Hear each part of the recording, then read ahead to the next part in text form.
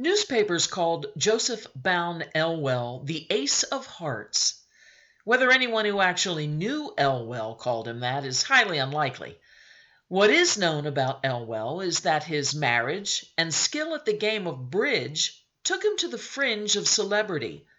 But that celebrity morphed into notoriety when he was found in his 70th Street Manhattan townhouse on June 11, 1920, with a fresh bullet wound decorating his forehead.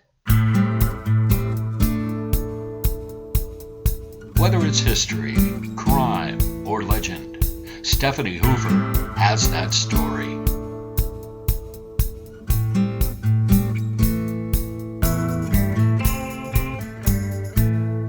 Hi, listeners. This is Stephanie Hoover, and welcome to my podcast. Today, we're talking about the unsolved murder of Joseph Bowne Elwell in 1920. It was the Elwell case that cemented the popularity of the locked room mystery genre for American readers.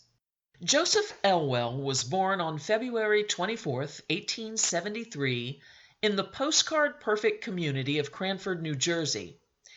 In his late 20s, he married socialite Helen Derby. The Derbys were best known for their loose connection through marriage to Teddy Roosevelt. Helen's cousin, Dr. Richard Derby, had married Roosevelt's youngest daughter, Ethel. Both Joseph and Helen had enjoyed a comfortable upbringing, and neither was interested in divesting from that lifestyle. Elwell's earliest aspirations lay in the field of business. He worked as a salesman for a hardware firm, but hoped to rise through the ranks to a more distinguished title. A chance encounter with the card game whist rerouted the young man's plans. Elwell possessed an immediate and instinctive proficiency for this version of bridge. By 30, he was the leading expert on the game, eventually authoring 13 books on the subject. In 1905, Helen gave birth to the couple's only child, Richard Derby Elwell. Not long afterward, the marriage started to flounder. Elwell enjoyed the lifestyle of the freewheeling gamesman and best-selling author.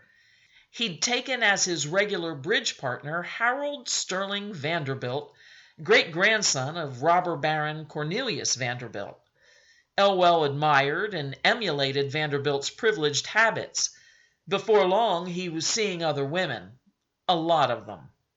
It was a breach of vows, though, that Helen was willing to overlook as long as he paid the bills on the Park Avenue apartment she now shared with her son. But, as the saying goes, time waits for no man, and by 1920, Elwell was a balding, middle-aged carouser who relied on a toupee and false teeth to feel young. I'll be right back with more of the story after this. Connect with Stephanie on social media. Learn about new podcast episodes and Stephanie's books and personal appearances. Visit StephanieHoover.com for details. And now, back to the story. Though Helen and Joseph Elwell amicably separated in 1916, Helen was in no hurry to finalize the divorce. Acquaintances reported that by the summer of 1920, Joseph's requests to end the marriage became more adamant.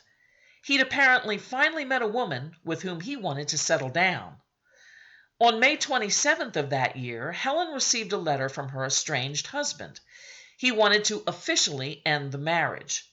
Helen agreed, but hoped to wait until her lease expired in October. That delay was of far more value to her than Joseph.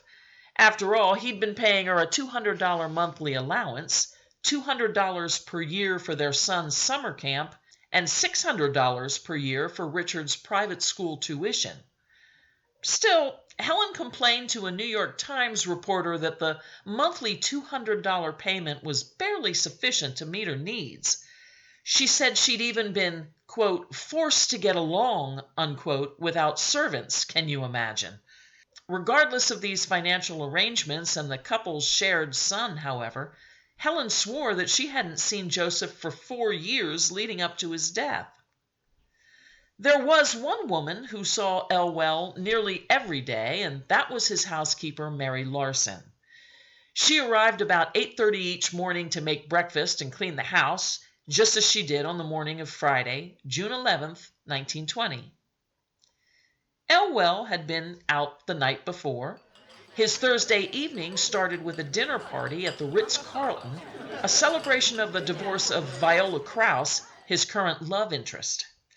Viola's now ex-husband, Victor von Schlegel, was a prominent manufacturer of railroad equipment.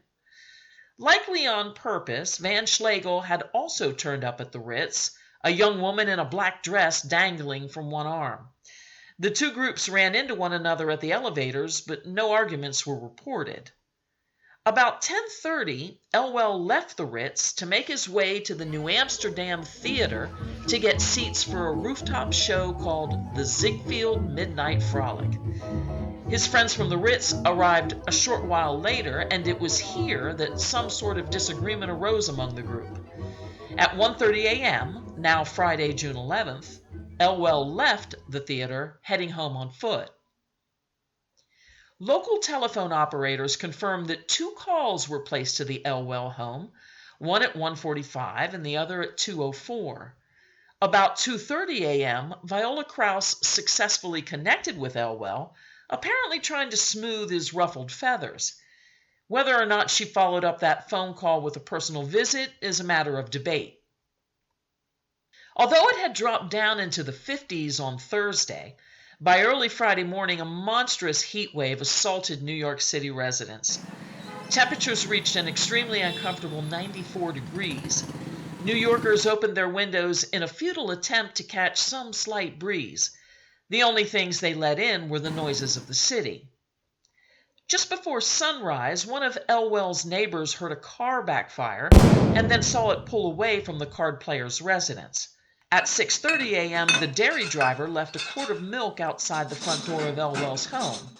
He noticed that the double screen doors leading inside the vestibule were wide open. At 7:30, the mailman delivered several letters at the front door. An hour later, Mary Larson approached the home's entrance. She recalled that the screen doors were closed and that the front door was locked. She carried the milk inside but retrieved no letters since, she said, there were none there to take. As was her custom, Mary headed straight to the kitchen. The house was hot, so she opened the kitchen windows. She returned to the entry hall from which she had a view of Elwell's living room. It was his rattling, labored breathing that caught her attention. She entered the living room to find Elwell barefoot and still in his pajamas. Blood from the bullet hole in his forehead ran down his face. Mary ran from the house screaming for help. Both a nearby patrolman and the mailman heard her cries. Both men ran to the house. It was only after they tried to lift Elwell from his chair that they realized he'd been shot. They found no pistol or evidence of a struggle other than a slightly displaced chair. Elwell was taken to Bellevue Hospital where he died several hours later. I'll be back with the rest of the story after this. Did you know that you can subscribe to Stephanie Hoover Has That Story? You can, and it's free. Or visit StephanieHoover.com for a list of all available episodes. And now, back to the story. From the start, Joseph Elwell's death was viewed as a murder. A shell casing was lodged in the plaster wall behind his chair, and it was the kind of bullet used by an Army-issue Colt pistol. On the floor lay a report from the Kentucky horse stable where Elwell boarded his thoroughbreds. It was splattered with blood. Also on the floor was a burned-out cigar which Mary Larson identified as Elwell's custom brand. A second, more commonly produced cigar, half-smoked, rested on the fireplace mantel. None of the home's doors appeared tampered with, and the first-floor windows were all secured with ornamental iron grills. Police found $400 in cash in Elwell's bedroom, not to mention more than $7,000 worth of jewelry and cufflinks. Whatever the reason for his shooting, it certainly wasn't robbery. Because of Elwell's reputation as a ladies' man, and his notorious lack of concern over the marital status of his paramours, the prevailing theory was that Elwell was killed by a jealous husband or boyfriend. Indeed, a pink negligee, later learned to be the property of Viola Krause, was found in Elwell's closet, indicating a recent liaison. But no one who truly knew Elwell believed there had been a woman at his home at the time of his shooting, and the reason was simple. Both his toupee and false teeth were upstairs at the time of the attack. Joseph Bowne Elwell, friends insisted, would never invite a lady into his home without wearing these. Surprisingly, the one possible motive police seemed to ignore was Elwell's estate. At the time of his death, it was valued at $500,000. One of his inheritors was his son Richard, who would receive a third of his father's assets. Surely Helen would have had some control over her minor son's inheritance, yet this angle was all but ignored. For months, Elwell's death was front-page national news and seemingly the only case New York City police worked on. Progress was slow, though, and detectives eventually ran out of leads. The case went cold. In April 1921, it was briefly reopened, but investigators got no further than they had the first time. Whomever shot Elwell had managed to evade detection. In 1926, writing under the pseudonym S.S. Van Dyne, Willard Huntington Wright released the first Philo Vance novel, The Benson Murder Case. It was based loosely on the Elwell killing. Enormously successful, the book cemented the appeal of the locked room mystery for generations of readers to come. Ironically, though, Wright was embarrassed to author what he considered to be cheap detective stories.